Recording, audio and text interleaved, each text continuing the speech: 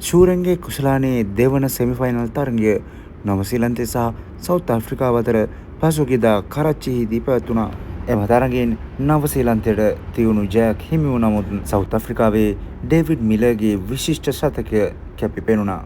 කෙසේ නමුත් තරගෙන් අනතුරු පැවති සාකච්ඡාවකදී ඩේවිඩ් මිලර් පවසා සිටියේ මෙවර ශූරන්ගේ කුසලානේ තරග සංවිධානය සහ තරග කාලසටහන පිළිබඳව ඔහු කිසිසේත් සතුටු නොවන බවයි.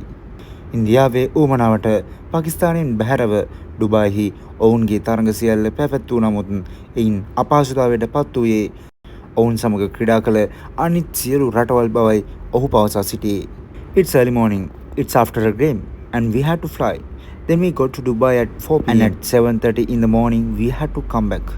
It doesn't make it nice. It's not like we flew 5 hours and we had enough time to recover and recuperate. But it was not ideal situation still. පියාසර කිරීමට ලොකු ගමන් කාලයක් ගත නොවන නමුත් එසේ තරගයෙන් තරගයට රටින් රටට ප්‍රයාසර කිරීමට සිදුවීම් පිළිබඳ ඔහු බලවත් කනගාටුවක් දැක්වුවා. ඇත්ත වශයෙන්ම මෙසේ තරගාවලිය සංවිධානය කිරීම තුළින් සියලු වාසිය හිමි වූයේ ඉන්දියානු කණ්ඩායමටයි. ඉන්දියානු කණ්ඩායම සියලු තරග ක්‍රීඩා කළේ ඩුබායි ක්‍රීඩාංගණය වන අතර කිසිදු ගමන් මහන්සියක් හෝ ප්‍රැක්ටිස් කිරීමට කිසිදු බාධාවක් ඔවුන් හට තිබුණේ නැහැ.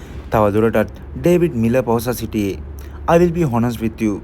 I think I will be supporting New Zealand. අවසාන වශයෙන් ඩේවිඩ් මිලර් පවසා සිටියේ අවසාන මහා තරගයේදී අවංක වශයෙන්ම ඔහු නවසීලන්ත කණ්ඩායමට සපෝට් කරන බවයි. ඉතින් මේ පිළිබඳව ඔබ මොකද හිතන්නේ? ඔබේ අදහසුත් පහලින් කමෙන්ට් කරගෙන යන්න. තමත් අපි subscribe කරලා නැත්නම් දැන් අපි subscribe කරලා අපිත් එක්ක දිගටම ඉන්න.